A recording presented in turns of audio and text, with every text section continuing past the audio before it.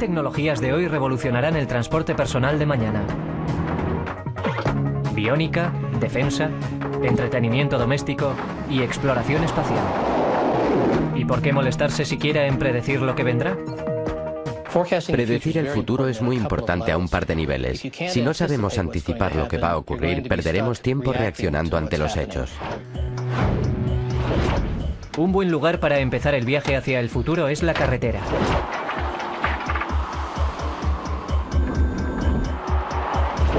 ¿Cómo serán los vehículos de mañana? ¿Qué tal que utilicen como combustible el elemento más abundante del universo? Sus únicas emisiones son vapor de agua y un poco de calor. Su eficiencia dobla a la de los actuales motores de combustión y se puede repostar en casa. No es una fantasía. Ya hay vehículos de prueba en la carretera. Preparémonos para la revolución del hidrógeno.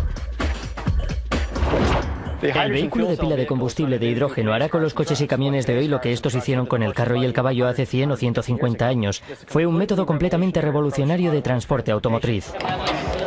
Ahora mismo casi todos los grandes fabricantes de automóviles trabajan en la tecnología de pila de combustible de hidrógeno. Esta podría empezar a retirar a los vehículos de gasolina dentro de 15 o 30 años. Un vehículo de pila de combustible es eléctrico. Sin embargo, en lugar de utilizar batería, genera electricidad a bordo mediante una pila de combustible. Son vehículos de muy alto rendimiento. Tienen un arranque estupendo, una gran aceleración y un comportamiento notable al volante. Este es el vehículo hidrógeno 3 de General Motors. No es un vehículo convencional. Posee una pila de combustible a base de hidrógeno. El hidrógeno se almacena atrás, donde estaría el depósito de gasolina. Y bajo la capota hay una pila de combustible. Este sistema de pila de combustible combina hidrógeno y oxígeno para crear la electricidad que impulsa el vehículo. El producto residual es agua que sale por el tubo de escape y calor que se disipa por el radiador. Una pila de combustible producirá electricidad mientras cuente con hidrógeno y oxígeno. Estas pilas son a este respecto distintas de las baterías. Estas son cerradas y acaban agotándose si no se recargan. Un tipo normal de pila de combustible utiliza una membrana de paso de protones colocada entre dos electrodos. Se inyecta hidrógeno gaseoso por un lado y oxígeno por el otro. Los átomos de hidrógeno se ven atraídos a los de oxígeno, pero la membrana solo permite el paso de los protones, que llevan carga positiva. Los electrones deben recorrer un camino más largo. Este flujo de electrones genera una corriente eléctrica. Aunque el concepto básico de la pila de combustible se remonta a 1890, hubo que esperar a 1960 a que despegara su tecnología. 5, 4, 3, 2, 1.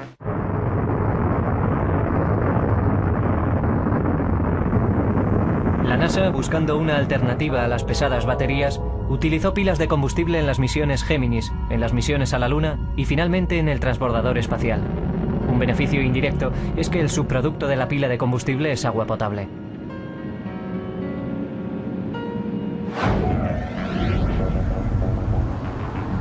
Sin embargo, tenemos aquí un coche capaz de alcanzar los 150 km por hora y rendir como un monovolumen convencional.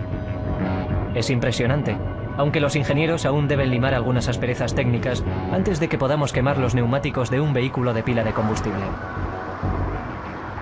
Los problemas actuales son los del almacenamiento a bordo del hidrógeno.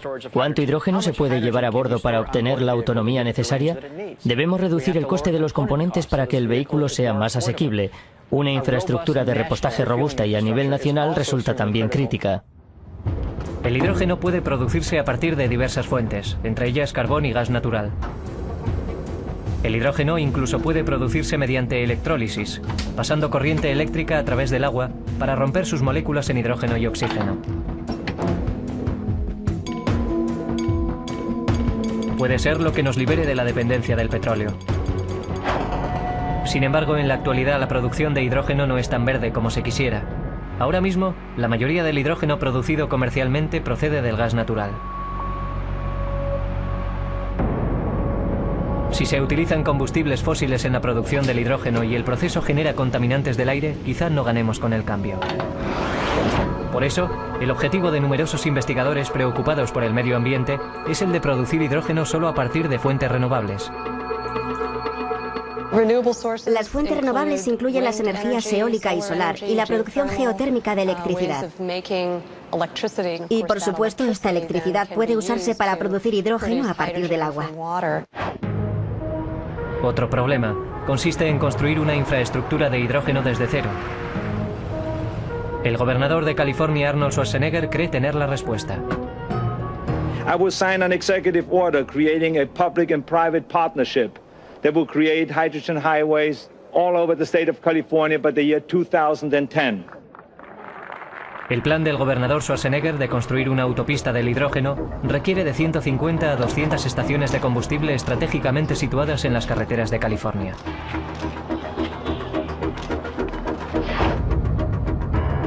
Estas estaciones de las carreteras principales serán esenciales para los viajes de larga distancia.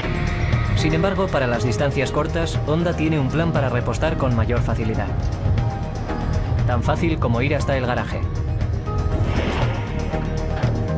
La estación doméstica de energía de Honda se conecta a una toma de gas natural de la casa y es capaz de producir hidrógeno para los vehículos de pila de combustible. Es más, una pila de combustible fija podría dar energía a la casa. Aunque ya hay vehículos de prueba en la carretera y varios planes de infraestructura en marcha, aún pasará tiempo antes de que podamos suministrar hidrógeno al coche. Las pilas de combustible son aún extremadamente caras.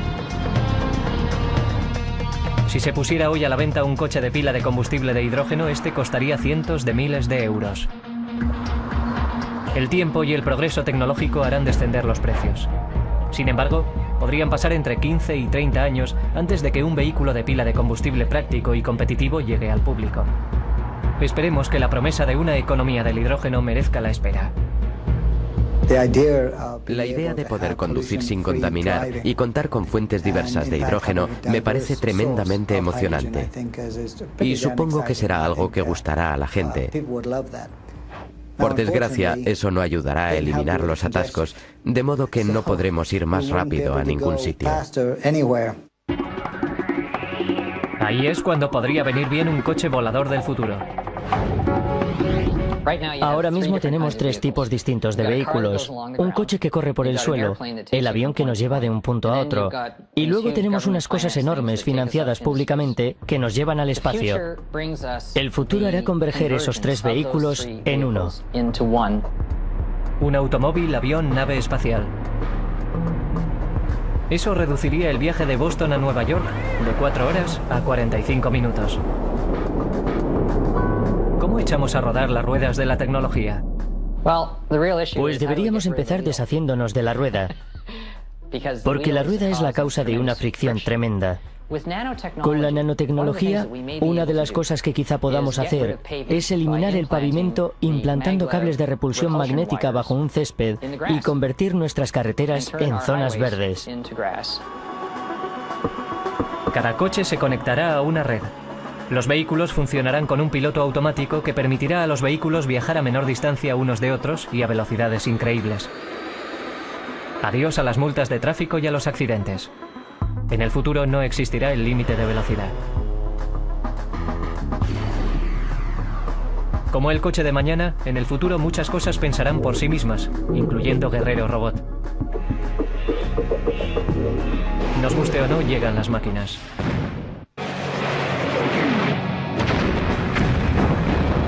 La historia bélica nos ha enseñado que el bando más avanzado tecnológicamente suele ganar. Ahora mismo el ejército estadounidense trabaja en lo que podría ser el arma mortal definitiva en el campo de batalla del año 2025. Rover 3. Bueno, vemos que el prototipo se parece más a la criada de los supersónicos que a Terminator. Pero que no nos engañe esta apacible capa exterior. Su descendencia robótica podría ocupar un día el campo de batalla persiguiendo al enemigo y matándolo. El Pentágono invierte miles de millones de dólares en tecnología robótica que desembocará un día en guerreros mecánicos autónomos. En el ejército buscamos identificar las cosas peligrosas, aburridas o de riesgo para el ser humano y dejar que los robots se ocupen de ellas. La ventaja principal del robot es que salva vidas. Es también un multiplicador de fuerzas. No siente emociones, no le entra el pánico, ni aprieta el gatillo presa del miedo. Es más frío y calculador, y en ese sentido, ojalá más capaz de tomar la decisión correcta. Robar 3 es el producto de 25 años de trabajo.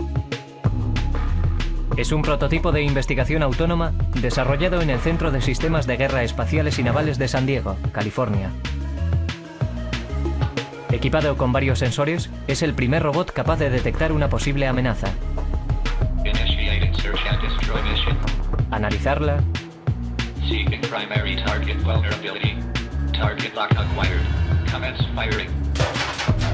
y reaccionar ante ella.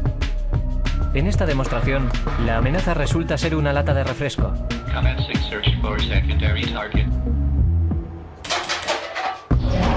Sin embargo, los futuros combatientes autónomos tácticos o TAC utilizarán armas reales contra amenazas reales.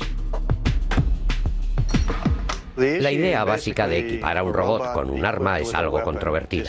Nuestra estrategia actual consiste en mantener una supervisión humana en todo momento, seguir las acciones del robot y tomar la decisión final de que se enfrente o no a un combatiente antes de emprender alguna acción.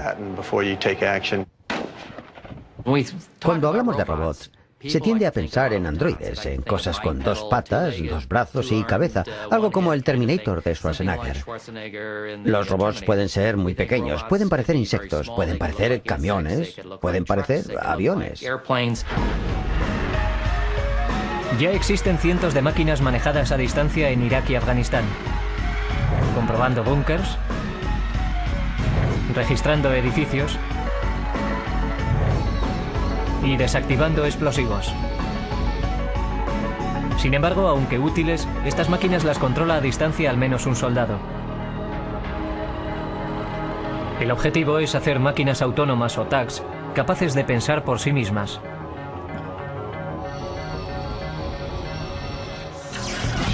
Hoy los investigadores trabajan con complejos algoritmos que permitan a las máquinas tomar decisiones, definir blancos, distinguir amigo de enemigo y moverse por terreno desconocido. El robot evidentemente hace cosas que el ser humano no puede hacer, pero siempre habrá algo que un ser humano sepa hacer mejor que un robot. Al ponerlos juntos en un equipo podemos asignar al robot los cometidos más peligrosos. Un robot autónomo actualmente en servicio es el Sistema Móvil de Detección, Análisis y Reacción, MDARS.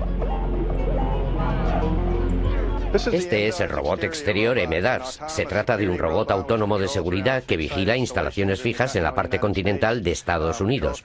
Recorre perímetros al azar. Esta máquina carece de operador humano. Básicamente funciona por sí misma. Se orienta utilizando el sistema Novatail RT2, que es bueno, una precisión de unos 2 centímetros, y encierra una serie de aplicaciones. Esto es un arma controlada a distancia. Esto es una réplica no letal del arma que hay aquí ahora mismo.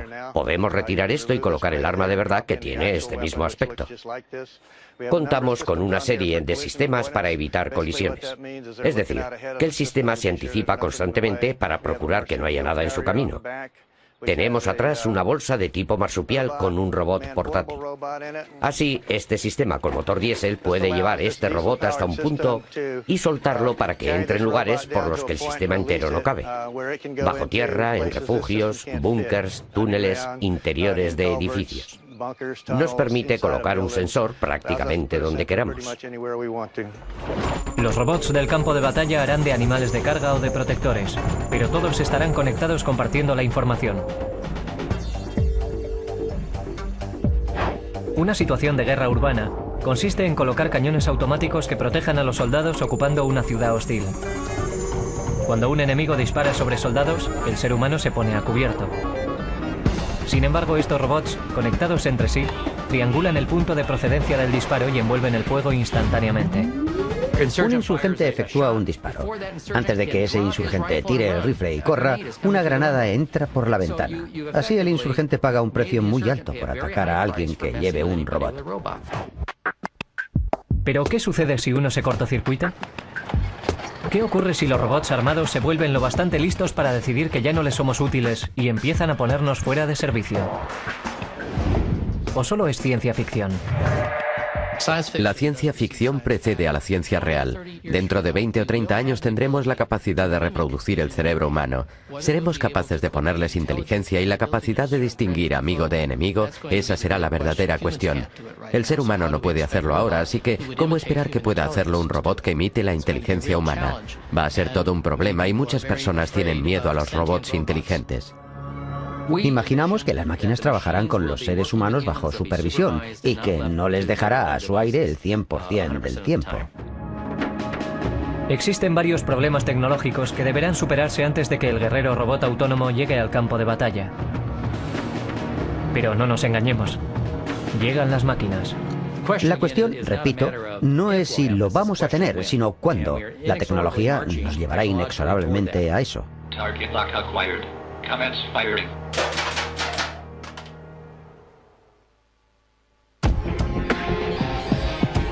Con el desarrollo de la nanotecnología, los científicos planean hacer grandes cosas en el futuro.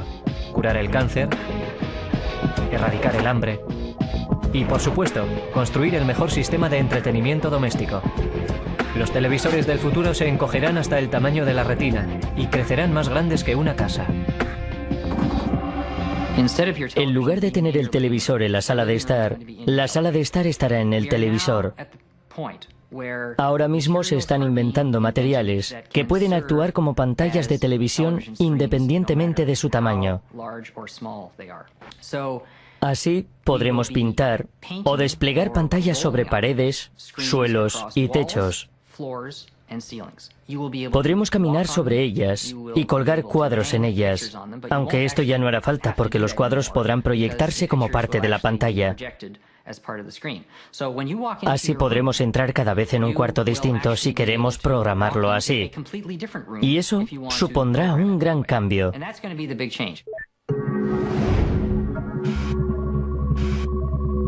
La televisión se presentó formalmente en la Feria Mundial de 1939, en Nueva York. In the next half century, people will see as well as hear around the world. Newspapers, magazines, mail and messages will be sent through the air at lightning speed and reproduced in the home. Hoy varias empresas trabajan en la tecnología de la próxima generación de televisores. Pantallas electrónicas superdelgadas e incluso flexibles. La tecnología OLED, o de diodos orgánicos emisores de luz, puede producir en el futuro pantallas más grandes, brillantes, delgadas y con más colores que los LCD. El OLED funciona colocando material orgánico entre dos electrodos. Cuando la electricidad fluye a través del material orgánico, este brilla. Varias empresas cuentan con modelos de prueba. Este prototipo Philips de 13 pulgadas tiene un grosor de tan solo 1 milímetro. La Universal Display Corporation trabaja incluso en tecnología de OLED flexible. Utilizan sustratos maleables como película plástica o delgado papel metálico que se puede doblar. Imaginémonos un día poder enrollar un monitor de 20 pulgadas y meter el rollo en una mochila. El televisor actual se ve limitado a un pequeño rectángulo en la pared o en una mesa. La colocación del televisor del futuro no tendrá límites. El televisor del futuro es capaz de convertirse en televisor personal. En el futuro, los monitores de televisión y vídeo estarán por todas partes. Los materiales de nanotecnología podrían convertir edificios enteros en carteles animados. Ahora mismo se están desarrollando superficies pintadas con un líquido que se puede aplicar dejando un delgado sustrato sobre áreas muy amplias. Y esa es la verdadera revolución. Ahí es donde la nanotecnología tiene un efecto grande, porque existen partículas microscópicas muy pequeñas, del tamaño de un píxel, que se incluyen en este líquido que posteriormente se solidifica para formar una pantalla de televisión sobre una superficie muy amplia. Así escapamos de los límites de las superficies planas o el tamaño. Sin embargo, las pantallas de vídeo del futuro no solo tendrán el tamaño de un edificio, también estarán tan ocultas que nadie sabrá que estamos viendo la tele. La televisión tiene otra aplicación que ahora mismo empezamos a ver, conocida como optobiónica. Por este procedimiento, miles y miles de pequeños chips informáticos se implantan en la parte posterior de la retina, conectados directamente al nervio óptico que conduce al cerebro. Hoy varios grupos investigan la implantación de microchips retinales para mejorar la visión, no la televisión. La corporación Optobiónica desarrolla un implante retinal para personas con degeneración macular debido a la edad y otras enfermedades del ojo. El microchip, implantado en la parte posterior del globo ocular, contiene 5.000 células solares microscópicas que convierten la energía lumínica de las imágenes en impulsos electroquímicos que estimulan las células que aún funcionan.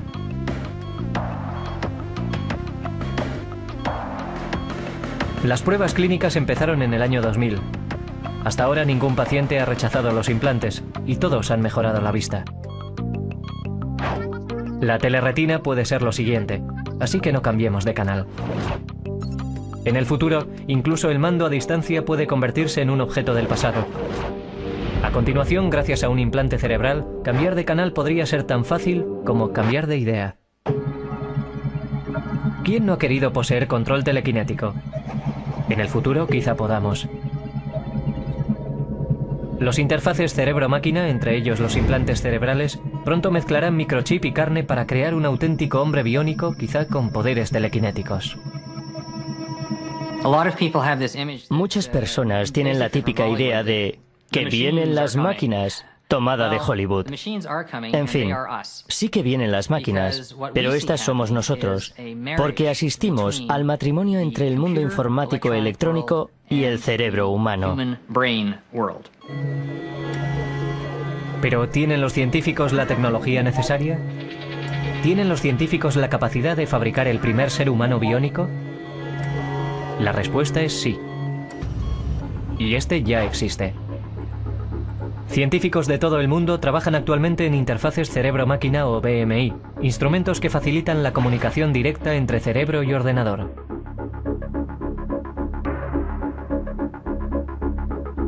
Para los gravemente impedidos es un modo de controlar el ordenador sin ratón o teclado. Andrew Yanker, de Brain Actuated Technologies, ha inventado dedos cerebrales, un BMI que sirve para comunicarse, navegar por la red o controlar una casa equipada con ordenador. También puede controlar los programas informáticos más corrientes. Este es el sistema Cyberlink de dedos cerebrales. Consiste en una cinta para la cabeza que se conecta a una caja interfaz que va al ordenador. Ya estoy conectado a través de esta cinta que posee 3 sensores que recogerá el voltaje de la frente. Las células cerebrales se comunican produciendo pequeños impulsos eléctricos. Dedos cerebrales es capaz de detectar e interpretar algunos de estos impulsos. Las señales se descomponen en frecuencias, que es lo que Andrew llama dedos cerebrales. Podemos usar esta señal, por ejemplo, para controlar o crear un conmutador. Lo que muestra esta pantalla es el movimiento a lo largo de ella de una señal muscular.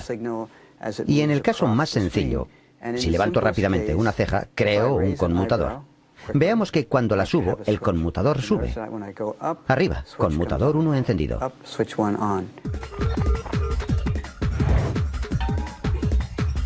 La correspondencia de estos impulsos eléctricos con los comandos del ordenador permite a un usuario controlar la máquina. Por ejemplo, se puede decir al ordenador que un rápido vistazo a la derecha mueve el cursor a la derecha, y elevar una ceja mueve el cursor a la izquierda.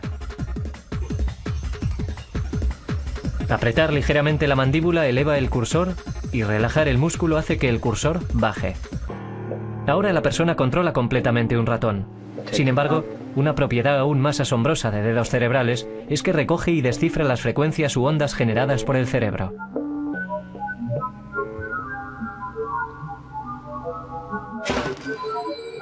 Dedos cerebrales lee las ondas alfa y beta del cerebro, que pueden interpretarse como distintos estados de ánimo. Un cerebro relajado produce más ondas alfa. Cuando la mente se excita, las alfa descienden y las betas se elevan.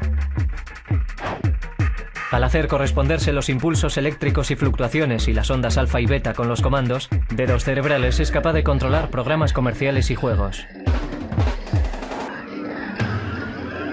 El uso de dedos cerebrales es tan fácil como colocarse una cinta en el pelo.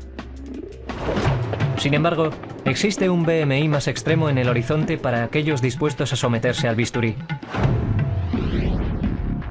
Alguien ya lo ha hecho. Este es Matthew Nagel, el verdadero hombre biónico. Puede que no tenga supervista, pero sí posee un implante neuronal y una conexión directa entre su cerebro y un ordenador. Matthew es tetrapléjico, paralizado del cuello hacia abajo. En 2004 se convirtió en el primer receptor de un implante BMI llamado BrainGate. El BrainGate recoge las señales mismas que organizan los movimientos de la mano. Se trata de entrar en la parte del cerebro que da las órdenes para mover la mano. Esta franja rojiza de aquí se llama córtex motor, la parte del córtex cerebral que controla el movimiento. Posee ciertas subdivisiones, de tal modo que el control de la pierna es de aquí hacia arriba, el control del brazo está aquí abajo y el control de la cara aquí abajo. Nos interesan las señales que controlan el brazo y sabemos dónde están. Un neurocirujano equipado con un mapa del cerebro de Matthew le practicó un orificio en el cráneo e implantó un pequeño sensor con 100 electrodos del grosor de un cabello. Estos penetraron en la superficie del cerebro. El sensor se unió a un conector que se fijó al cráneo del paciente.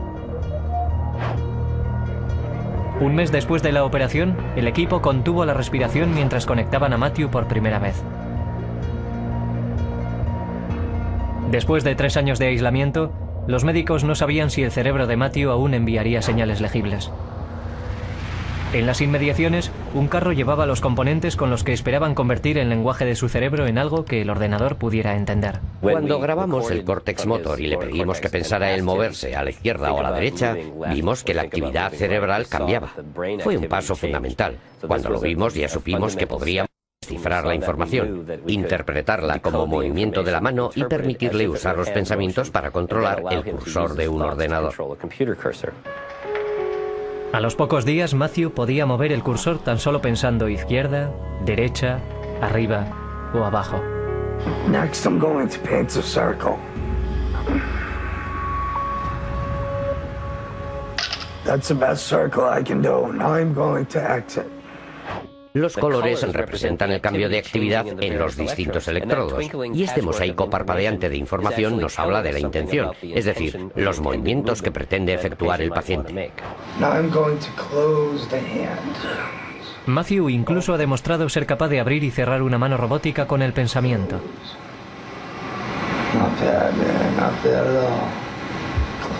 Las implicaciones de este hecho son demoledoras. Un implante futuro podría permitir a un paciente con lesión de médula controlar miembros robóticos.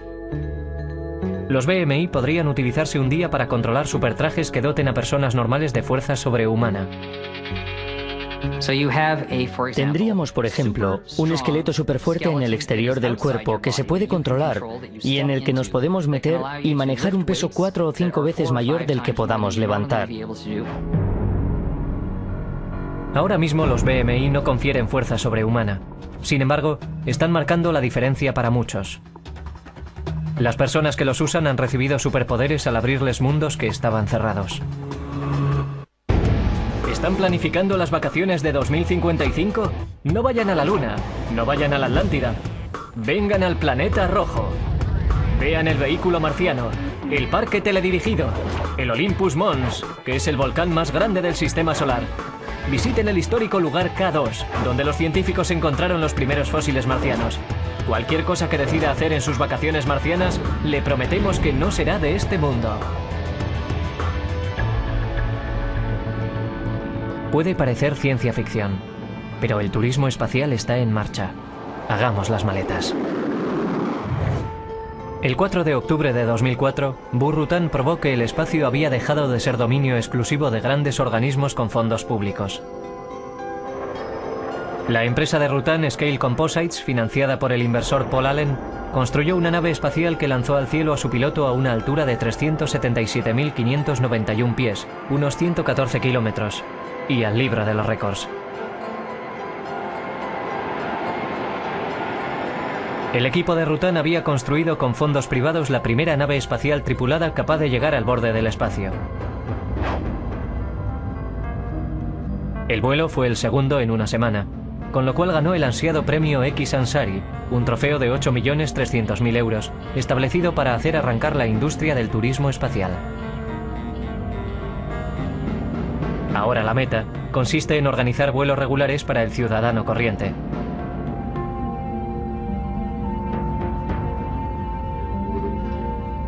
Los vuelos comerciales podrían empezar dentro de unos años. ¿Cálculo estimado de un asiento al espacio? 170.000 euros. Lo siguiente podría ser un hotel de lujo en una estación espacial en órbita.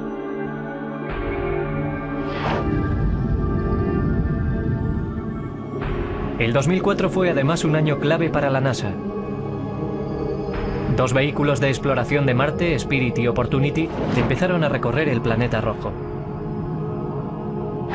Y entonces se produjo el gran anuncio del presidente Bush. Today we set a new course for America's space program. With the experience and knowledge gained on the moon, we will then be ready to take the next steps of space exploration. Human missions to Mars and to worlds beyond.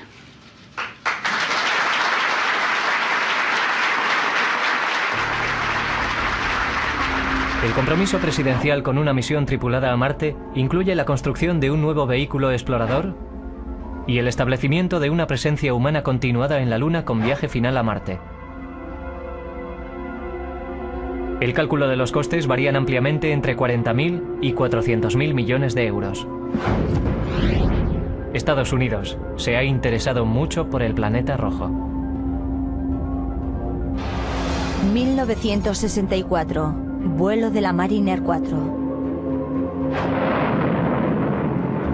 1975. Misiones Viking 1 y 2. 1996. Mars Pathfinder. 2003. Vehículos de exploración de Marte. Las misiones futuras serán incluso más ambiciosas. Existen muchos problemas que se deben resolver, muchos obstáculos emocionantes, y no es el momento de lanzar arbitrariamente una respuesta. 4, 3, 2, 1, we have ignition. Un problema es el de reducir la duración del viaje. Ahora mismo dura 7 meses en cada sentido. Una vez en el planeta rojo, el tiempo también será precioso. Una vez sobre la superficie de Marte, cada hora de trabajo será un lujo. De modo que no habrá que perderlas en tareas manuales. En uno de los modelos se envían robots y gran parte de la infraestructura necesaria antes de enviar a las personas. Los robots podrían construir un hábitat prefabricado incluso antes de la llegada de la primera tripulación. Varios grupos de ingenieros, arquitectos y soñadores han desarrollado conceptos para la primera base marciana. Entre ellos este, del Centro Internacional Susakawa de Arquitectura Espacial. Estoy preparando un modelo marciano en el que hemos colocado distintos elementos. Algunas estructuras de las grandes son las que llamamos nómadas. Al llegar se desplegarán, se inflarán para formar una estructura más grande. Y también se nos ocurren estructuras telescópicas extensibles. Casi todos los diseños están aún en fase de elaboración. Sin embargo, en el desierto de Utah, en un entorno parecido al de Marte, ya existe una base marciana. Las simulaciones en la Estación Desértica de Investigación de Marte trae a la Tierra la exploración espacial. La Estación Desértica de Investigación de Marte, o MDRS, es un espacio marciano simulado. Es en esencia una instalación en la que los ingenieros y los científicos pueden probar procedimientos, equipos, etc., para preparar la construcción de la primera base marciana real. El MDRS lo ha fundado la Mars Society, una organización privada de especialistas e investigadores cuyos objetivos incluyen la promoción de la exploración tripulada y el asentamiento humano en Marte. La ocupan grupos de voluntarios en rotaciones de 2 semanas. El grupo 37 resulta ser de Georgia Tech. El objeto del MDRS es reunir datos y experiencia, acumular lecciones aprendidas sobre cómo operar y diseñar una base sobre esta superficie planetaria. Existen numerosos elementos que se pueden simular teóricamente en un ordenador o en una parte aislada de un laboratorio, pero en cuanto se combina con un grupo humano, se añade una nueva capa de complejidad.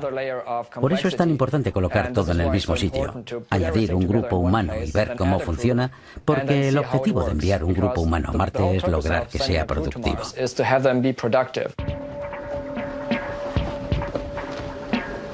Así es. Un viaje a Marte no será de vacaciones. La tripulación no dejará de construir, explorar y sobrevivir. Como los costes del transporte son muy altos, se pretende ir ligero de equipaje y utilizar la mayor cantidad posible de recursos naturales marcianos. Puede generarse oxígeno a partir de la atmósfera marciana. Esta se compone principalmente de dióxido de carbono o CO2, de modo que en un proceso químico sencillo y energía suficiente, se puede extraer el O2 del CO2. La delgada atmósfera marciana es un 95% de dióxido de carbono. La empresa Pioneer Astronautics, bajo contrato con la NASA, ya ha desarrollado un instrumento de energía solar capaz de descomponer el CO2 en monóxido de carbono y oxígeno. La producción de agua es un poco más difícil. El hidrógeno, ingrediente primario del agua, es difícil de encontrar. Sin embargo, existen indicios de que Marte estuvo parcialmente cubierto de agua. Tal vez aún exista hielo bajo la superficie, y este se pueda fundir para uso humano. Encontrar agua es importante por otra razón. ¿Hubo agua allí? ¿Hay agua? Si hay agua, ¿dónde está el agua? Y el agua es importante porque se tiene la sensación de que donde hay agua existe potencial para la vida. Esa es, en último término, la gran pregunta que intriga a la gente. ¿Hay vida ahí fuera? Los robots no llegan a tanto. Una misión tripulada puede ser el único modo de averiguarlo. El nivel tecnológico de nuestra civilización ya nos permite enviar seres humanos a Marte. Sin embargo, una cosa es la tecnología y otra es tener el equipo necesario. Todos los sistemas, la integración de los mismos y la seguridad de que funcionan. Así que supongo que tardaremos entre 10 y 15 años antes de tener listos e integrados los sistemas y enviar con garantías un grupo humano a Marte. Es un cálculo optimista según casi todos los expertos. Eso es lo malo de querer predecir el futuro, que puede que el tiempo no nos dé la razón. Predecir el futuro es un oficio extraño y arriesgado, porque hoy tienes gente que dice, a ver, ¿dónde están los coches que vuelan? Aún no los vemos. Pero muchas de las cosas que se han predicho se han hecho realidad. Es solo que no hemos sido capaces de predecir cuándo serán realidad. ¿Iremos de vacaciones a Marte en 2060 o en 2160? Es difícil predecirlo. Sin embargo, predecir el futuro no es cuestión de exactitud. Es cuestión de mover la imaginación, conseguir evitar los posibles desastres y construir un mañana mejor. Las fantasías de hoy son las realidades de mañana. Cuanto antes nos pongamos a soñar, antes llegaremos a las estrellas.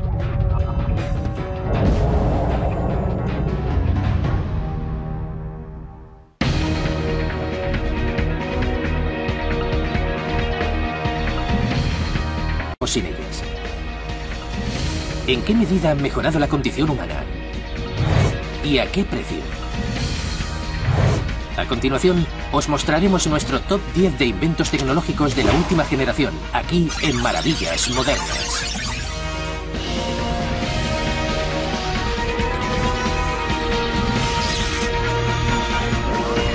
Maravillas modernas, Top 10.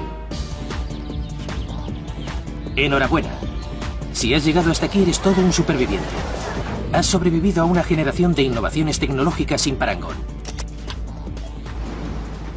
Los efectos del cambio tecnológico y el impacto que han tenido en nuestras vidas, nuestro trabajo y nuestra forma de jugar se han acelerado exponencialmente, mucho más que en cualquier otra generación anterior. Sin embargo, hay quien dice que deberíamos coger ese exceso tecnológico y deshacernos de él. Eso es, vale. Un segundo.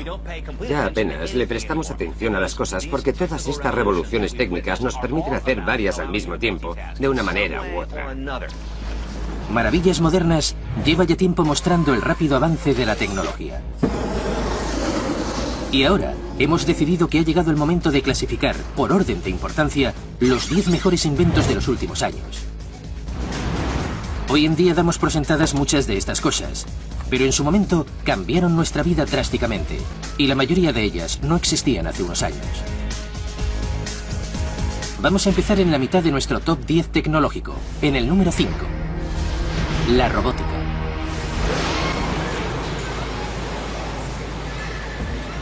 Olvidaos de la ciencia ficción. Ahora los robots dirigen gran parte de las fábricas. Han ayudado a construir gran parte de los objetos que usamos a diario.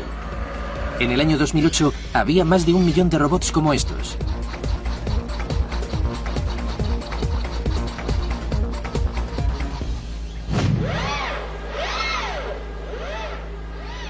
Os presento a esta robusta máquina de más de 1000 kilos.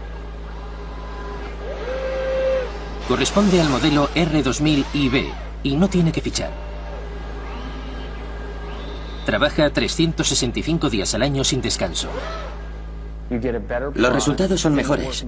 El trabajo se lleva a cabo de una manera más eficiente porque los robots son más precisos y ya se usan para casi todo. Son capaces de trabajar con cualquier cosa, desde comida para perros hasta el correo. Ensamblan, amontonan o clasifican con una precisión inmejorable. Fanuc Robotics construye desde robots araña de 6 brazos, capaces de ensamblar las piezas más pequeñas, hasta máquinas enormes como esta que prensan con una fuerza cercana a la media tonelada. Con base en Rochester Hill, Michigan, es uno de los contratistas de automatización líderes del sector en Estados Unidos. Hemos suministrado al mercado más de 200.000 robots desde que empezamos en 1982. Y estos no son como los robots de nuestros padres. Los robots se pueden ver como un ser humano. La primera junta sería nuestra cintura. La siguiente sería la cadera. La tercera funciona como un hombro, y el robot puede mover lo que sería el brazo arriba y abajo. Después está ese brazo que gira hacia los lados. Y por último, algunos tienen una quinta junta que sería la muñeca. Estos suaves movimientos ayudan al robot a realizar tareas más complejas. En los últimos años, los robots adquirieron además el poder de la vista, y ya hay quien cree que pronto empezarán a pensar. La clave de este proceso está en una cámara que lleva instalada justo aquí. Dicha cámara permite al robot ver las distintas piezas del cubo. Cuando las encuentra, la información pasa a una segunda cámara que le dice al robot si está bien o está mal. De ese modo, puede separarlas. Es lo último en robótica. ¿Se llevan puestos de trabajo? Sí, y seguirán haciéndolo. Si tu trabajo es estático y repetitivo, o si es sucio, hay dos opciones. O ya has perdido tu trabajo o lo perderás dentro de un tiempo. Pero los robots también pueden protegernos. Este Robocop real se llama Packbot y patrulla nuestras calles. La policía los utiliza sobre todo para situaciones de riesgo. Desactivar bombas, realizar reconocimientos en casos de secuestro. En cuanto a las fuerzas del orden, es crucial para devolvernos el poder en ciertos casos. Hoy en día hay más de 2000 Packbots en uso en todo el mundo. Muchos de ellos sirven en el campo de batalla en Irak y Afganistán. Estos Packbots llevan una fuente de energía incorporada, el número 7 de nuestro ranking, la batería de ion de litio. Sin ella, olvidaos de ir con la música a cuestas, y más os vale ir comprando una carretilla para el portátil y el móvil. La batería de ion de litio también tiene la culpa de que ahora hagamos tantas cosas a la vez. Boston Power, en Massachusetts, fabrica la última generación de pilas de ion de litio. ¿Por qué gana la pila de ion de litio? La respuesta es simple. Más energía por peso. Aquí tengo 3 paquetes. Uno es plomo, os lo enseño. Primera tecnología, inventado en 1850, pero pesa mucho. Es como la batería de un coche. ¿Misma cantidad de energía? El níquel. También pesa bastante, aunque permitía cierta movilidad, no la suficiente. Y estas son las pilas de litio, ligeras y portátiles. Un gran avance. El sector automóvil depende de la tecnología ligera, potente y de litio para los coches del futuro. Los coches híbridos de hoy en día requieren la combinación de un motor de gas y una batería híbrida de níquel y metal. Los modelos más modernos, como este prototipo híbrido eléctrico de Boston Power, usan baterías de litio. Podemos doblar el kilometraje de un coche de los rápidos. Si antes conseguías hacer 70 u 80 kilómetros por cada 4 litros, ahora podrías llegar a hacer 100. El Tesla Roadster, con 248 caballos, va de 0 a 100 en 3,9 segundos y lleva únicamente baterías de ion de litio. Su velocidad máxima es de 200 km por hora y tiene un alcance de 360 km por carga completa. La batería de ion de litio también revolucionó el número 2 de nuestro ranking, el teléfono móvil. Este pequeño aparato provocó un cambio revolucionario incalculable en nuestras vidas. Como curiosidad, os diré que en 1980 había 11 millones de móviles en todo el mundo.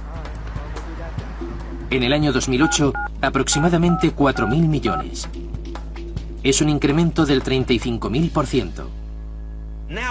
Ahora estamos disponibles las 24 horas, ya sea a nivel social, para nuestra familia o para el trabajo.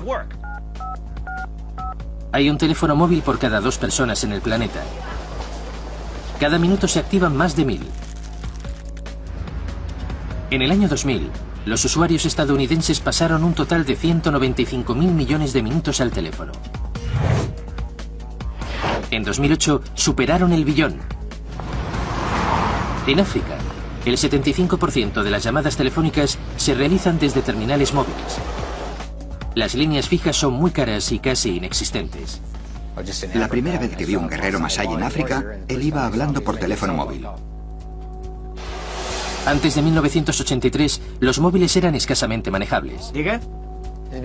En los inicios de la tecnología móvil teníamos baterías de níquel y cadmio, grandes como los propios teléfonos. Poco a poco se fue reduciendo el tamaño de baterías y móviles gracias a la tecnología de ion de litio. Básicamente, los teléfonos móviles funcionan mediante un sofisticado sistema de radio.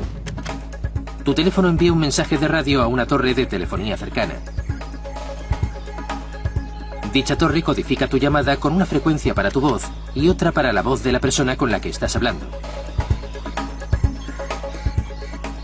Este sistema de radio es capaz de codificar cientos de llamadas a la vez, sin que interfieran entre sí. La torre conecta también tu llamada a una red de telefonía fija habitual. De este modo, la torre envía tu llamada a una línea fija o a la torre más cercana al móvil al que llamas. Además de disminuir el tamaño de las baterías y de los teléfonos, la sofisticación de los mismos se debe también a los microprocesadores. Llegó un momento en el que necesitábamos llevar con nosotros todos estos aparatos. Una agenda personal, los CDs, el GPS, el teléfono móvil, la cámara digital. Bien, pues ahora podemos tenerlo todo con un teléfono inteligente o smartphone. Los teléfonos móviles, las baterías de ion de litio y los robots representaban los números 2, 7 y 5 de nuestro top 10 de avances tecnológicos. Pero aún nos quedan 6 más para llegar al número 1 de la lista. ¿Cómo vivíamos antes sin todos estos aparatos que funcionan únicamente con unos y ceros?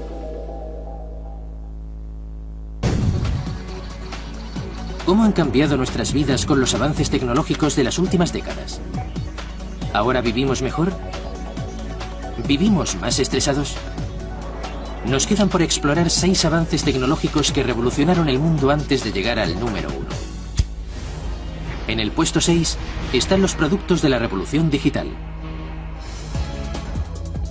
¿Recordáis aquel televisor que no mostraba más que un puñado de canales? ¿Y que si os perdíais vuestro programa favorito, mala suerte? La tecnología digital lo cambió todo.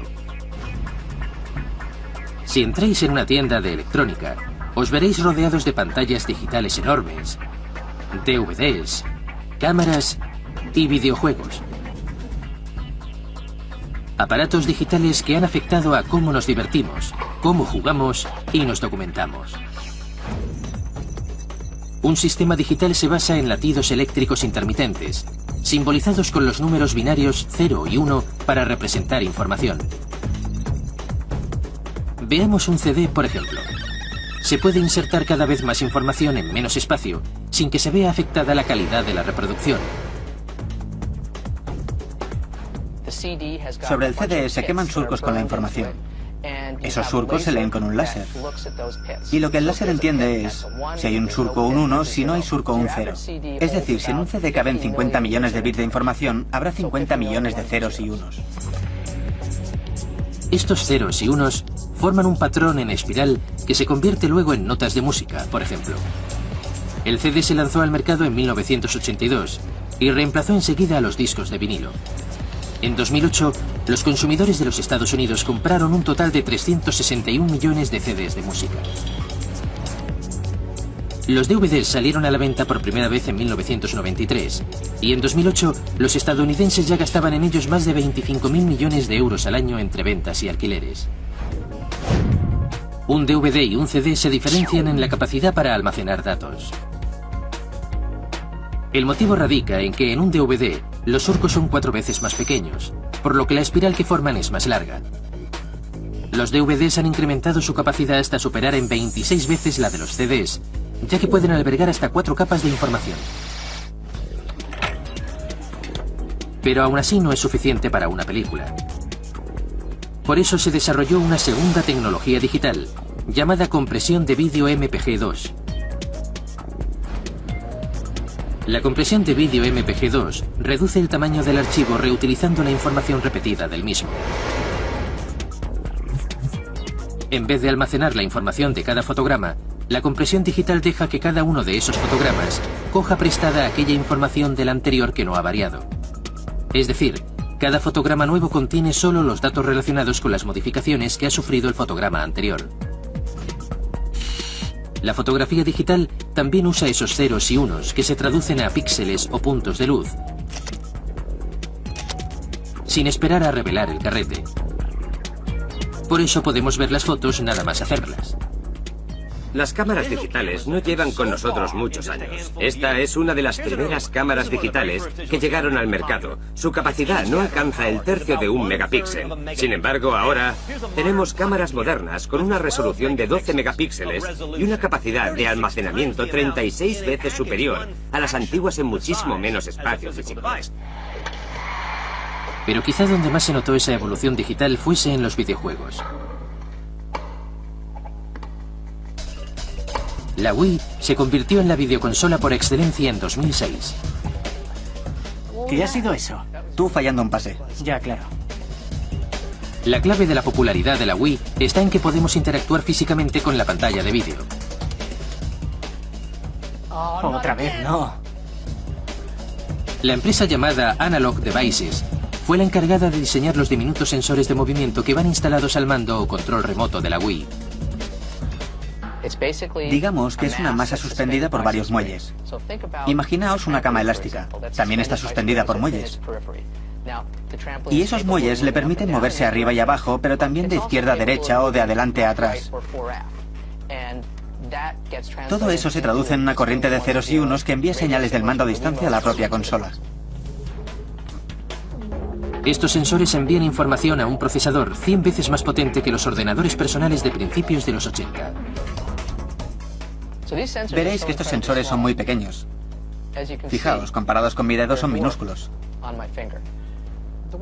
El mando de la Wii recibe la información del sensor, la procesa digitalmente y la envía a su vez a la videoconsola.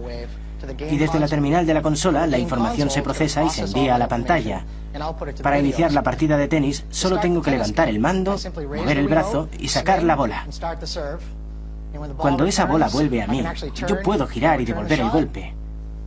Ahora la hago botar. En este preciso instante, se están calculando millones y millones de números entre los que envía por radio este mando y lo que hace realmente la videoconsola, en lo que respecta a la pelota, si gano o pierdo, si la bola va fuera o bota, etc. Obviamente, la televisión se ha vuelto digital también en la última generación. La televisión por cable nos ha regalado cientos de canales nuevos.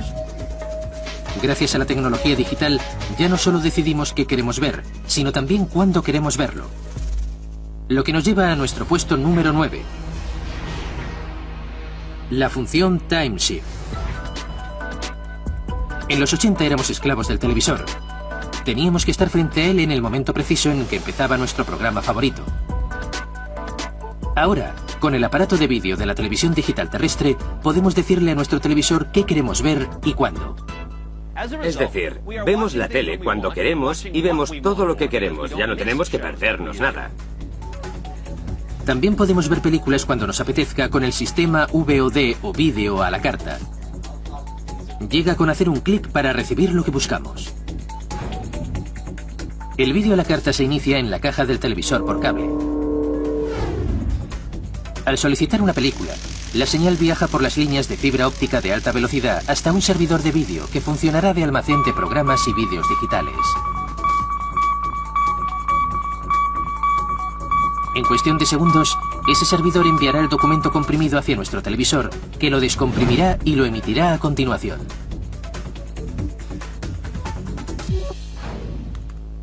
También podemos ver nuestros programas favoritos online. El 90% de la programación de la televisión por cable está disponible en Internet. El factor tiempo también ha cambiado en el modo de escuchar música. Ya no tenemos que esperar a que suene por la radio nuestra canción preferida, gracias a un nuevo fenómeno industrial del mundo electrónico: los reproductores de música digitales. Utilizan un sistema que comprime la canción de un CD hasta 10 veces, sin afectar a la calidad del sonido.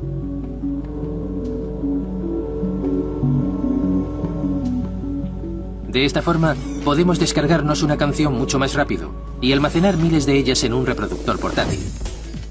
Con los números 6 y 9 de nuestra lista, relacionados con la tecnología digital, tenemos acceso prácticamente ilimitado a la música y la televisión.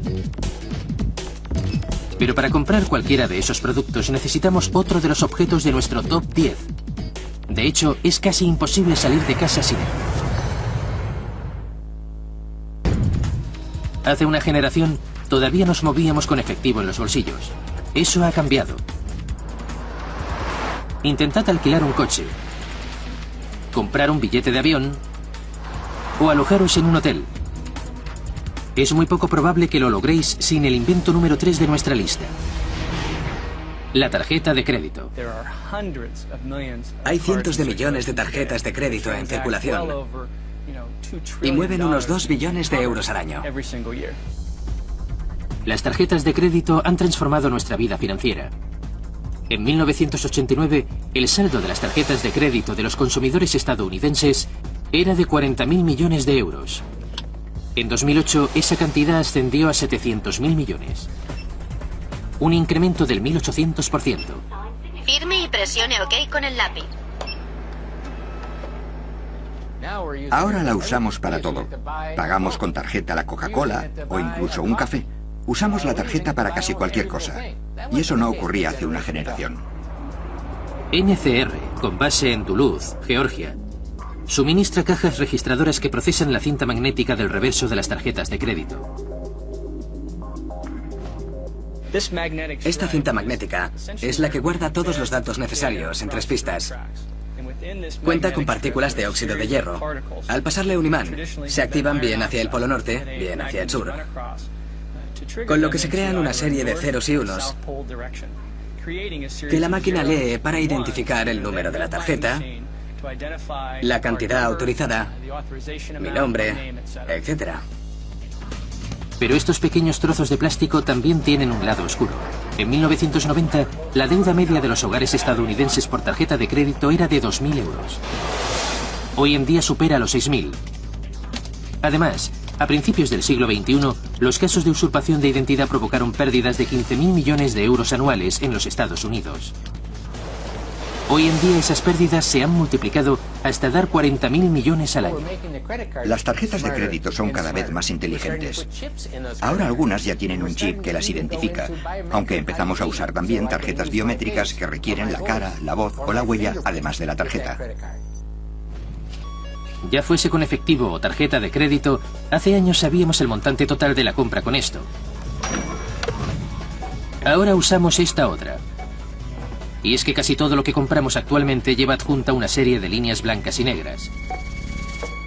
Unas líneas que se sitúan en el número 10 de nuestra lista, el código de barras.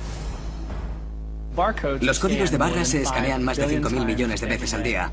Sin ellos no existiría el comercio mundial tal y como lo entendemos ahora. Si el código de barras está en nuestra lista, no es solo porque ahora sea más rápido hacer la compra, sino porque ayudan a tener controlados billones de productos. En 1974, la empresa NCR fue la primera en instalar un escáner de códigos de barras en un supermercado de Troy, Ohio. El primer producto en pasar por el escáner fue un paquete de chicles, ya que el gesto cambió el mundo actual. Hoy en día todos los establecimientos dependen de los códigos de barras para mover los productos por la cadena de producción, para realizar los inventarios o para cambiar los precios y que el cliente siga comprando. En la década de 1840, Samuel Morse inventó un sistema de puntos y rayas que representaban letras para la revolución de su época, el telégrafo. Los códigos de barras están inspirados en el código Morse. Podríamos decir que el punto está representado ahora por una línea delgada y el guión o la raya por una línea más ancha. Un primo hermano del código de barras sería el chip de identificación por radiofrecuencia. Este sistema consta de dos partes. Un microprocesador o transpondedor que va acoplado a un producto y almacena información. Y una estación receptora o lector que transmite una señal electrónica. Cuando el lector activa el transpondedor, este envía la información requerida. Los granjeros utilizan este tipo de tecnología para tener controlado el ganado. También las especies en peligro de extinción portan este tipo de chips. Muy bien, ya está. Con este sistema también podremos localizar a Fluffy y a Fido. Pues ya está listo. Se han implantado ya millones de estos chips en otras tantas mascotas.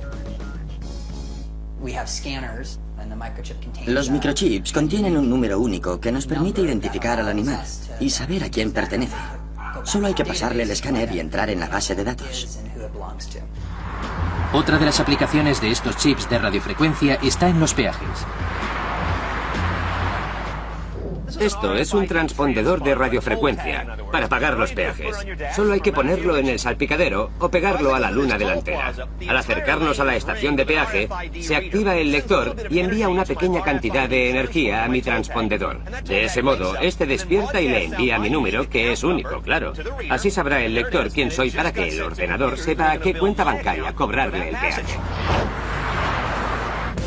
Tras las tarjetas de crédito que estaban en el número 3 y los códigos de barras del puesto 10, ya solo quedan dos más antes de desvelar el ganador de nuestro top 10. Así que no os vayáis. En la última generación hemos multiplicado el consumo de energía. El petróleo y el carbón siguen siendo nuestras fuentes principales, pero se avecinan cambios. En el número 4, las energías renovables. ¿Estáis listos para evolucionar? Aunque ahora mismo la energía eólica no representa ni el 3% de la electricidad que se consume en los Estados Unidos, la hemos incluido en la lista porque los expertos creen que para el año 2030 suministrará el 20% de la electricidad. Es la fuente de energía renovable que ha experimentado un mayor crecimiento. Este sector está despegando. El año pasado Estados Unidos se convirtió en el primer país del mundo en cuanto a producción de energía eólica. En la central eólica de Pine Tree, cerca de Mojave, California, hay 80 turbinas que producen hasta 120 megavatios de electricidad cada día para el Departamento de Agua y Energía de Los Ángeles. Con eso es suficiente para abastecer a 50.000 hogares en la zona de Los Ángeles. Lo que ha permitido a la energía eólica convertirse en toda una revolución tecnológica ha sido el aumento en el tamaño de las turbinas. Durante los últimos 20 años, la capacidad de una sola turbina ha incrementado desde los 50 kilovatios hasta 1,5 megavatios. 30 veces más. Con eso se suministra energía a más de 500 hogares. Estas hélices de 38 metros se colocan en lo alto de la torre, que mide 60, para que den entre 10 y 18 vueltas por minuto. Como veis, hay un borde de entrada y uno de salida, como en las alas que ayudan a elevarse al avión. Así es como conseguimos la inducción del viento necesaria para que roten las hélices y se transforme en electricidad. La enorme estructura de la parte superior de la torre se conoce como carenado o góndola. Las hélices están unidas a la parte delantera de la góndola y se montan por separado para captar mejor el viento que crea la rotación de la caja de cambios que va conectada al generador. A su vez, en el generador se produce la energía que luego viaja por los cables. Desde aquí, la electricidad se distribuye a la red de suministro. Y a pesar de todo el potencial eólico, hay otra energía renovable que podría llegar a superarla. La solar. El Sol genera una cantidad asombrosa de energía. Si pudiésemos capturar la luz del Sol que llega a la Tierra durante un periodo de 2 o 3 horas y convertirla en carburante, líquido o electricidad, tendríamos energía suficiente para abastecer a toda la humanidad durante un año entero. La energía solar nos ha cambiado la vida al presentarnos la posibilidad de dejar atrás el carbón y el petróleo. En la década de los 70, el coste de producción de un vatio de energía a partir del Sol estaba en 76 euros. En 2008, ese precio había bajado a los 3 o 4 euros por vatio. Hay dos métodos para atraer la energía del Sol. Uno de ellos se llama energía solar térmica o concentrada. Se requieren espejos que reflejen la luz del Sol hacia un receptor. La idea básica es muy similar a la de quemar hojas con ayuda de una lupa. El calor se refleja en el espejo, la lente lo concentra en un punto determinado, se calienta y las cosas empiezan a arder. Ese calor concentrado en un punto hace hervir un cuerpo de agua y se genera vapor, que hace girar una turbina creando electricidad.